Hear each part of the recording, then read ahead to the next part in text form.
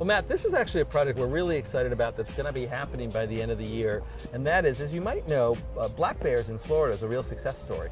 Their population has come back from like 400 to a couple thousand, and they're doing well. But we have a lot of human-bear conflict. Right. And the way to mitigate that is actually to train the humans. And so black bears are coming. They're going to make their way to Brevard County. And in the meantime, you do have some conflict, and we get orphan bear cubs that have no place to go. So we're actually going to take this exhibit, which apparently has 2 wolves, one of which is quite geriatric. And red wolves are not particularly happy to be near people.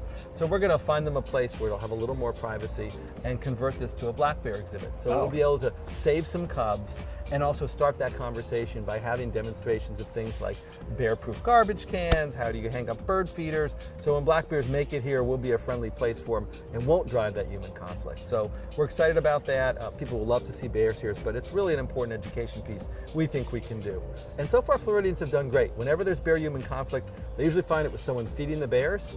And the interesting thing is the public have understandably blamed the person, not the bears, for doing that. So we want to make sure bears have keep in good stead here. You're going to put a bear-proof garbage can out there with something really good in it. Exactly. It's sort of a puzzle for the bears to figure out. Well, we're right? actually going to put the bear-proof garbage cans for people and see if your child can open it. And or in your case, they might be challenging you, but they're not easy to open, so we'll have to work on them. So Matt, I mentioned earlier we opened this space a little over a year ago. It's the Exceptional Nature Play space, and it's really just a natural place we've developed for families of kids with different challenges. And what's really beautiful about it is it's isolated, so if your kid doesn't do well in a crowd, they're going to be by themselves. We monitor the number of families that come in here. It's got a fence around it, so you don't need to worry about your kid wandering off. We've removed the poison ivy and the fire ants. We've augmented it so a child in a wheelchair can make here. And it's sort of this semi-natural place that feels really natural. And we bring in different groups and families, and sometimes you have families of kids.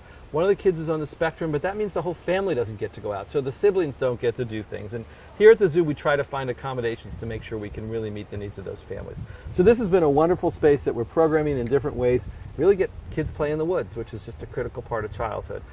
And we have really wonderfully trained staff now to work with those families, whatever the challenges the kids are facing. And how often does this get used? Well, it's ramping up. Right now we schedule different days. We have different days really aimed at families with kids with visual challenges or hearing challenges or sensory challenges, and they sign up. We do it different Saturdays, and then we've just started to work with BPS. We've had all of your special needs teachers in, and special needs classes are starting to come out and use it. So we're still in the ramping up process. I hope to say next year it's used too much and we have to open another space like it, but we're not quite there.